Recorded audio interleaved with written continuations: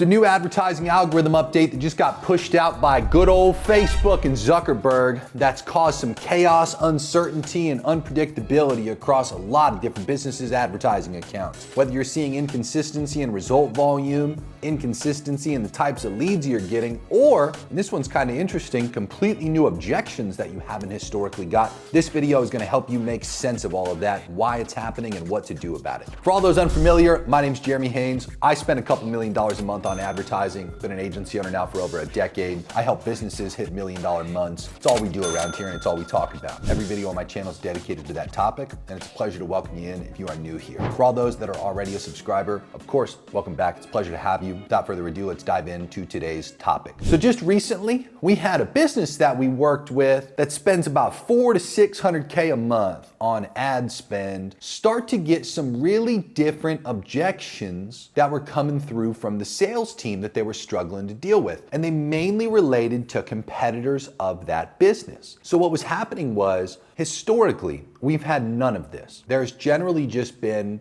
us as that business outspending everybody else that's considered a competitor and just running circles around people. And in the most recent month and a half, almost 2 months now, the feedback from the sales reps is that the average qualified lead that shows up to a call to close is bringing up anywhere from as low as 2 and as high as 5 competitors of the business. The salespeople are perplexed. They're like, we've never heard any of this kind of stuff before. Nobody's ever brought up alternatives. If they have, at most, it's been like a single competitor. And it's not even the same competitor every time. It's just like an occasional random alternative that the person brings up. Now every lead, and this is the craziest part without exaggeration, every lead is showing up saying, oh yeah, I'm considering buying from like, and they list off like 2 to 5 different businesses. So this is one of the most interesting things that you kind of first have to reflect on.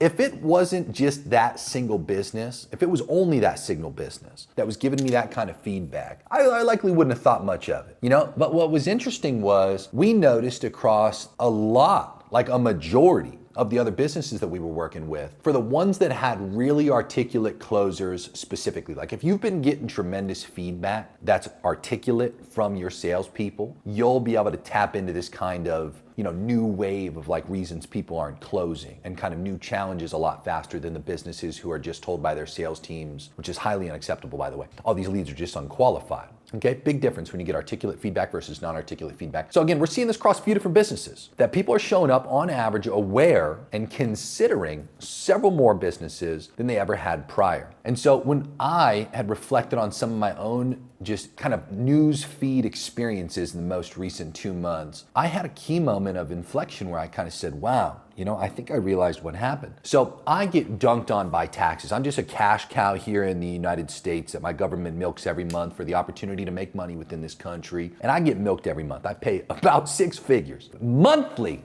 in taxes, okay? And I do that so I don't have to lump sum a fucking 7-figure check. That just feels awful. So anyway, I pay monthly and I get fucking waxed. So I start obviously I have tax attorneys and tax accountants, and I also have tax strategists that all work together to lower my overall tax burden. So I get targeted by tax stuff pretty frequently. And one guy recently targeted me with a great set of messaging. He was like, look, you're rich now, You don't just need a CPA. You don't just need a tax attorney. Like that worked while it worked, you need tax strategists. And so again, I ended up working with somebody like this. And but here's my initial experience with this, okay? Just to be super clear on my point. I get hit by an ad for a tax strategist. I click to the ad, okay? Now I'm on the landing page. Some of the verbiage on the page was something about W-2 people, made me feel like it wasn't for me, so I leave. The next 7 ads that I see, okay? Not exaggerated, the next 7 ads I see in a row. So it's like, yes, I see content and then an ad, and then content and then an ad. Next 7 ads, dude, were all tax strategists. So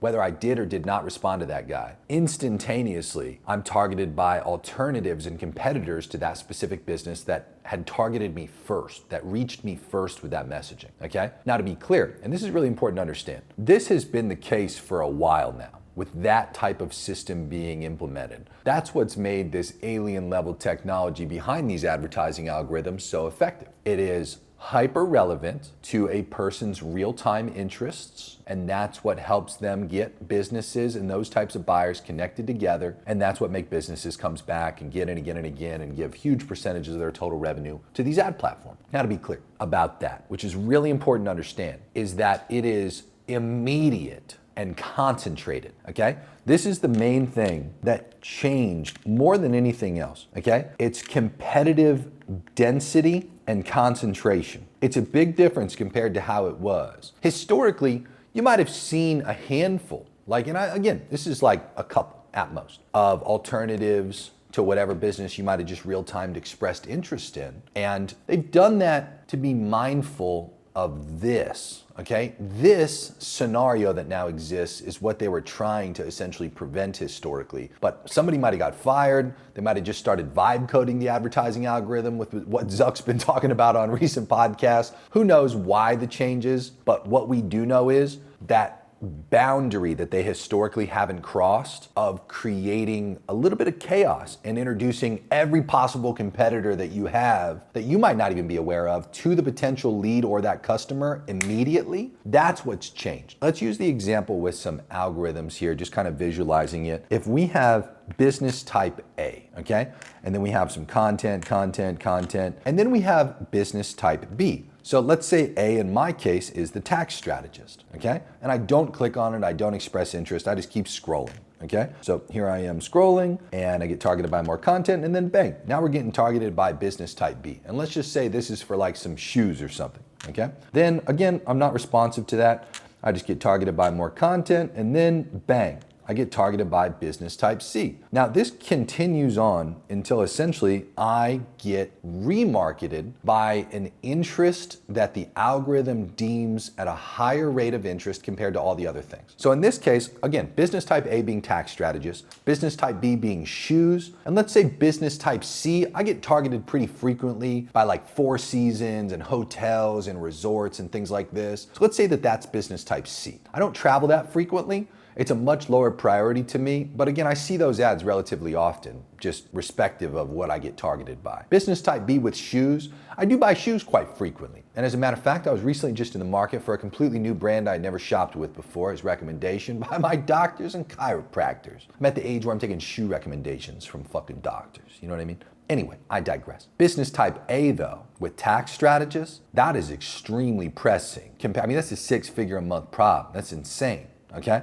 I don't want to tolerate that. I want to lower that burden. I assure you, out of shoes and resorts, lowering that tax bill is a far greater priority to me, and I agree with the algorithm. So what's the algorithm choose to do for that fourth ad? Well, it resets everything and it targets me again with another person that's selling some kind of tax strategy related service. I see it. That one hits me harder than the first one, and I click on it, okay? So I officially click the ad. Now here's what happens next, okay? Again, I leave the landing page, I remain unconverted. It had some verbiage about W-2 stuff on it. And so we're back to scrolling, okay? Now, the next ad was also business type A, another tax strategist. And I'm like, wow, you know, I get targeted again. And then bang, another business type A. And so at this point, the algorithm has identified, it's like, oh, well, this guy clicked to that page, he didn't convert, must have been a reason. Let's serve him up a bunch of other people that are similar to that might solve the specific problems that the other one failed to articulate that could solve. There was a reason that guy expressed interest and failed to convert,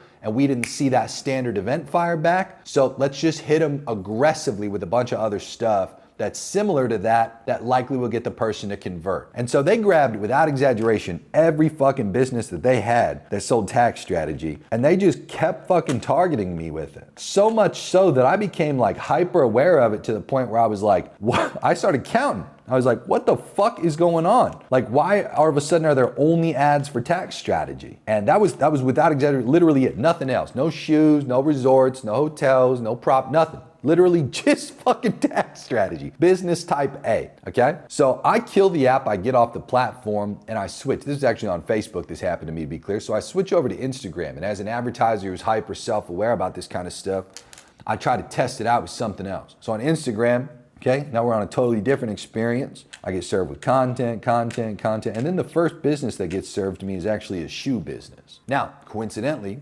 it's actually really coincidental. I had bought a pair of shoes like I described. There's some company called On.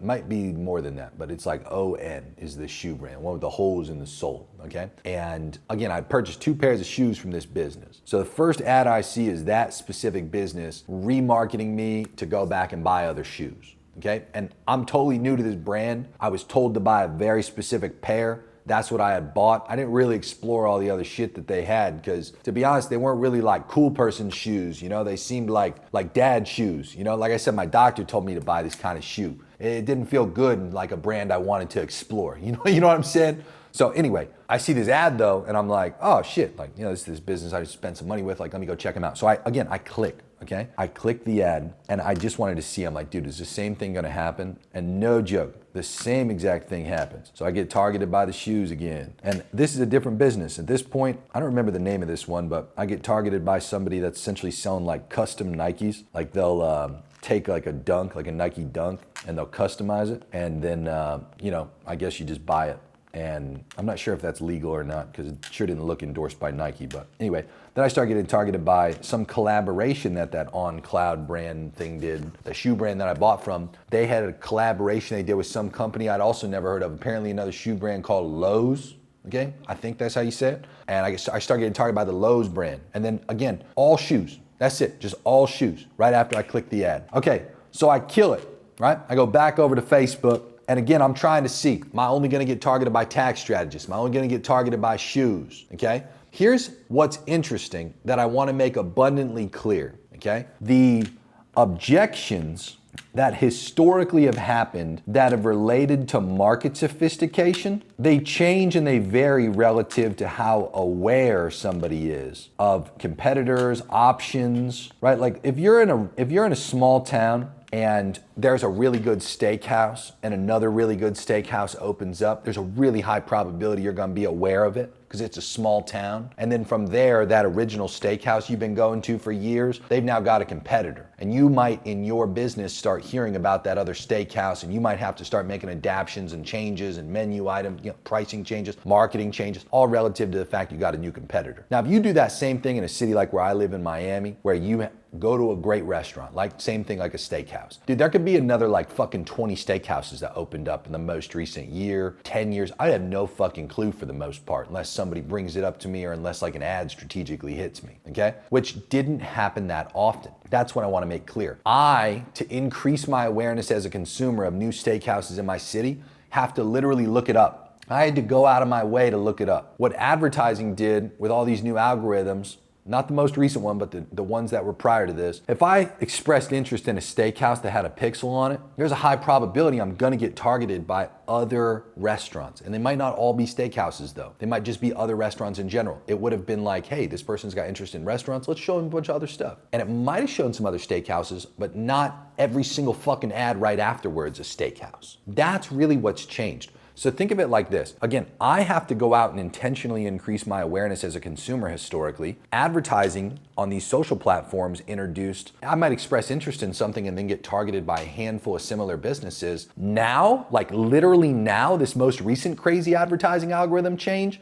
is if I express interest in a steakhouse or remotely close am identified as being interested in steakhouses and I click on that fucking page or I watch that video too long, every single ad that follows for the next 5 to 12 ads are just gonna be another steakhouse in your city, another steakhouse in your city, another steakhouse. It's just all that. That's all it is. And there's no deviation from it until you kill the app. That was what blew me away. And that's what made me think differently when I started hearing these sales teams articulate things about a much higher quantity of qualified consumers bringing up competitors and far more competitors than what they ever had prior. And so we had to deploy a solution immediately. The solution involved tweaking some of our core fundamental strategies that we have. Okay, here's what we had to tweak. So first of all, we have my Hammer Them content remarketing campaign. This involves anywhere from about 30 to 50 short form pieces of content and anywhere from about 15 to 30 long form pieces of content. And what we do is after somebody takes a key action, we just blitz them with content, okay? And in a buying process, if somebody goes and they click an ad and they book a call, the call doesn't happen immediately and that transaction doesn't occur, typically for whatever the average sales cycle is, which can be days at the minimum in most instances, sometimes a week plus. In that window, that's when we're blitzing people with this content. That's when we're hammering people, okay? And that's where we're taking that opportunity to put strategic information in front of them. Questions, second layer questions, meaning questions that come up after the first ones get answered, objections, and expectation related content. It's a lot of what that type of content is in that strategy. We had to start adding in a lot of content that talks about the unique mechanism of that business. So if we go back to steakhouses, as simple as that is, sometimes the unique mechanism might be like a specific way that they serve or bake the steaks, okay? If they grill the steaks over a certain type of wood or a charcoal grill, or, you know, they, what's this one in New York I'm thinking of? Very famous brand. They broil the living shit out of their steaks and then they serve it raw in the middle, but like super seared on the outside. And like it's like this far away from the broiler at the top of this extreme heat. It's like 1800 degrees.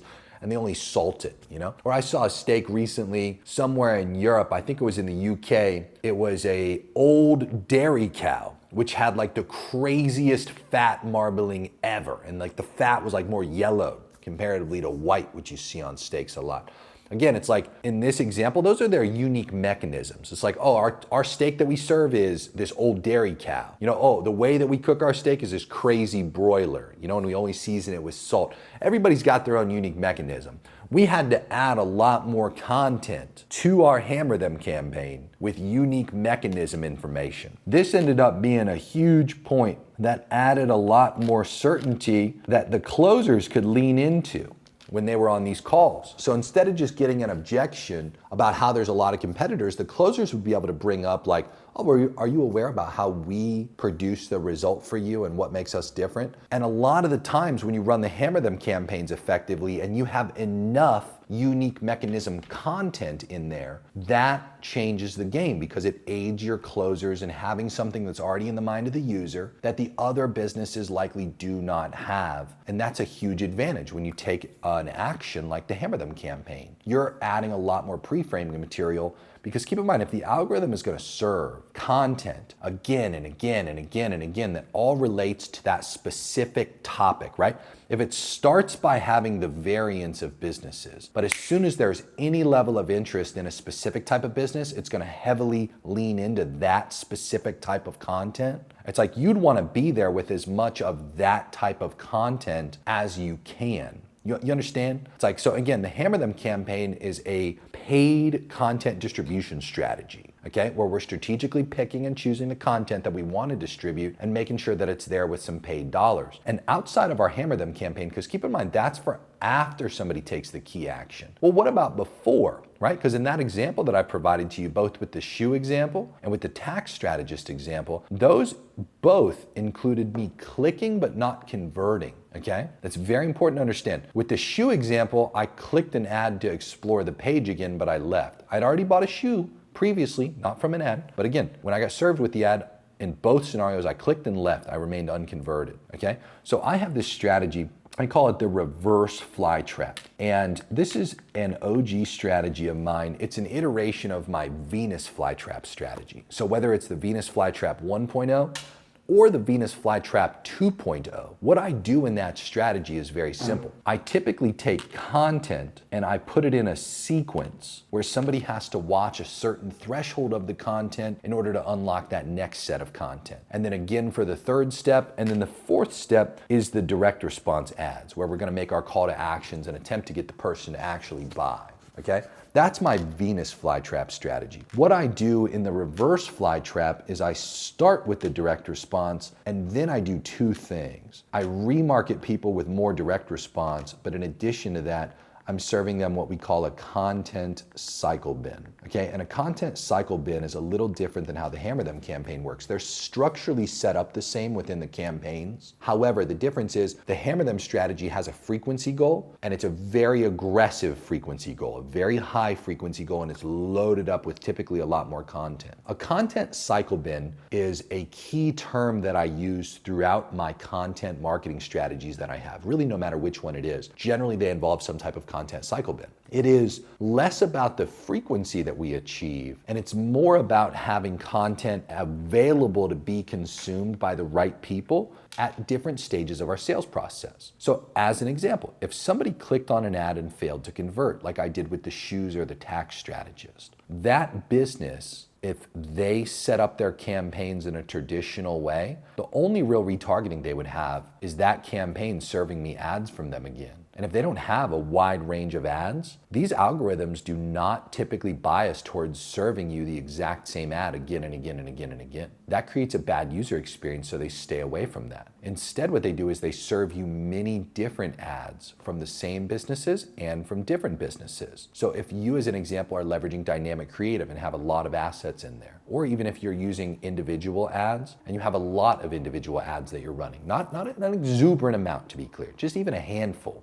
It's like you right away have a higher probability to have retargeting handled for you. If you have a single ad, you're pretty fucked, okay? Just to be extremely clear based on this algorithm. So a lot of the people, as an example, just to kind of take a side note here, that come to us that are experiencing inconsistencies with this new algorithm deployed, that are having all kinds of new objections come up related to competitors. They're just hearing about all these businesses they'd never had to sell against before. And they're also at the same time dealing with a lot of inconsistency in like qualified lead flow. Dude, there's a really high probability that those other businesses are taking the qualified lead from you. If your business is not set up with content and with a wide range of ads for your direct response ads, you're at a huge disadvantage with this new algorithm. Because like I said, as soon as somebody expresses interest in your stuff, which happens all the time, go look at the quantity of people that have clicked to your pages that have not converted, right? That's the quantity of, that's the largest fucking chunk of people you have in most instances. And they're getting swarmed immediately. And as soon as they go back onto the platform, man,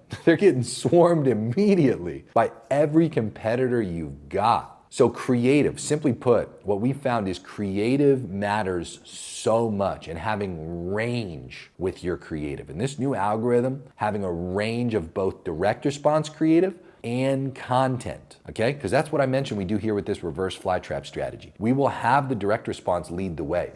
But instead of just having direct response and having a slim amount of it at that, we'll have a standard remarketing campaign set up, which we haven't had to do in the most recent years. A lot of retargeting is done by that main campaign, even if it's all towards cold people. That's why frequency gets driven up in cold campaigns, because it's going back and it's showing ads to the same people again, because it handles the retargeting for you. But we'll intentionally set up a retargeting campaign as well. That way we just play more into how this algorithm's working. In addition to that, we'll have a campaign set up with a content cycle bin in it, something optimized for engagement, video views, things like this, that just has a wide range of content, showing the unique mechanisms, okay? The other main piece of content that we've had to work into the Hammer Them and all of our content cycle bins has been process content, okay? So process content's a little different than unique mechanism content. So unique mechanism demonstrates, let's go back to the steakhouses, right? Like that steak that gets put into the oven and has the broiler right there, just searing the fuck out of that steak. And the only thing they do is salt it, right? That's their unique mechanism. But the process goes back several steps before that. So the process in this case, they could start off at the farm if they wanted to. They could sit there and talk about, hey, we buy our cows from this place. Like, this is how we butcher them. This is how we do XYZ. They could start literally way back there if they wanted to articulate their process. And that's the cool thing about process content. Some of their content could go that far back, farm to table, and flex on me that you do it better than everybody else who doesn't. But process content can also start like, okay, so we start by dry aging the steak as soon as we get it. It doesn't have to go all the way back to the farm. It could just be, all right, steak shows up fresh, butchered that day, we're immediately dry aging it, here's where we're gonna dry age it. And like start flexing the dry aging chamber on me. Start flexing how long it's dry aged. And then talk about how thick the cuts are. Then get to the point where you also demonstrate the unique mechanism in that content of putting the steak in the broiler, salting the living shit out of it, and cooking it without the customer's request being accepted or not. They just cook it pretty much raw. It's like as close to medium rare raw that you can picture in your head right now. That's their unique mechanism. But their process is all of that, you see? So process content and unique mechanism content. There's a great book, Breakthrough Advertising by Eugene Schwartz. Probably one of the more costly books you'll ever buy in your lifetime, but well worth it if you end up purchasing it, or if you already have, you already know what I'm talking about. And there's this concept. It's called market sophistication and market awareness, okay? Generally, the more that people get pitched by similar businesses, the more sophisticated and the more aware they are. But awareness can be isolated to its own lesson, okay? And it's very important to understand the distinction between the two. Sophistication just means, simply put, I've just been pitched a lot of times. I'm now aware of how other people, what their processes are, what their unique mechanisms are, what their pricing is. I get to make choices at a higher level as a result of having that level of sophistication as a consumer. Okay? And as a business, it takes a different type of marketing to sell to that type of consumer. Market awareness is as the consumer, okay, becomes that much more sophisticated, they also are just hyper aware they've got leverage because they've got choices. And again, things change with how you've got to entice this type of person based on what they know going through the buying process. These two things, simply put, what I'm seeing is like a rapid ascension of sophistication and awareness due to this algorithm update, okay? And because of that, what Eugene Schwartz talks about in his book, Breakthrough Advertising, is that unique mechanism content and process content, that can overcome these dilemmas that you face if you have inconsistency, if your qualified buyer leads are getting poached by competitors who immediately target your stuff, better messaging, more articulate messaging, better content, better creative. And we didn't just have to update the hammer them strategies. We didn't just have to deploy more content cycle bins and strategies like a reverse flat trap. We also had to take our breakout videos, which is a confirmation page best practice. If you are inside of my Inner Circle program, which there's a link for down in the description of this video, and the Master Internet Marketing students, they're soon to get this document as well. My confirmation page best practices include this concept called breakout videos, which essentially means we're gonna be anywhere between like 5 and 20 of these individual videos that are generally about 1 minute to 3 minutes long, that each individually answer a question that's on the mind of a lead that's otherwise going to fail to convert if these questions go unaddressed. It's going to make the sales team's job harder. They're going to have to educate more if you don't have these types of videos, if you aren't doing things like the hammer them strategy, and if you are not doing value dense email sequences, okay? These things, in addition to a handful that I'll leave off of YouTube, that I leave exclusively for people in my Inner Circle program, exclusively for people in my Master Internet Marketing program, that have access to all of my SOPs with information like this. They also have access to my training library and AI Jeremy to communicate with about ensuring that all these things get executed at the highest levels. These people are protected, okay, because they're ahead of this, not behind this in a reactive position. If you find yourself just getting fucked on right now, I promise you this, your business is officially alongside about, let's call it a dozen other businesses as soon as somebody expresses interest in your ads or in one of your competitors' ads. That's kind of the upside too, right? Is that when you are a business that's similar to all your competitors' businesses, if they are spending a ton of money, you might have recently seen a lift in your overall performance and quantity of people buying from you because of somebody who's driving the market by spending more money than you. You're not the leading advertiser in that example that might have interest that doesn't get converted. You in that case are kind of getting the sloppy seconds. You see, the person who expressed interest is becoming aware of your business after. So think about it like this. If you have somebody that's spending, like outspending you aggressively, okay, and you want to become more competitive, think about if you implemented these things. Like think about if you had content cycle bins. Think about if you had range with your direct response ads, a wide range of hooks, a wide range of creatives, you know, a wide set of conversion mechanisms that people could come into, right? That would do a lot for you if you were in that position. And vice versa. Think if you're the leader in the market and you're the one spending the most. Think about how much more you have to protect and hedge against one of these little guys. You know, it's like you're the big shark and you just got these tiny little sharks on your fucking underbelly that are eating off you, dude. Like they're living off you. You know, you are the ecosystem. You have to adapt. You have to change. You have to evolve your strategies that you're deploying relative to the fact that that consumer is going to become immediately aware, literally immediately aware of everybody else they could possibly do business with that's similar to you. And that's kind of what's happened. That's what I was saying happened with that business that was spending $4,600K a month. They're outspending every little fucking small fry that's trying to compete with them. But like I said, in the most recent 2 months, that's not preventing every qualified lead that comes onto the call being hyper aware, very sophisticated of every competitor that exists and is actively considering those people, right? And I just want to be clear, all this really comes as a result of, in this case, Facebook and Instagram, and Google AdWords is doing this too. They've been pushing broad targeting, and they've been pushing these like open-ended, like all your targeting now, if you do cold targeting for the most part, is considered a suggestion. And some ad accounts literally label it as that. Like your targeting options are just suggestions. The good news is all the warm audience targeting, like when you target social interaction or video viewers or website visitors or email lists, customer lists, etc., those are still respected, and those are typically not treated as broad targeting, which is great.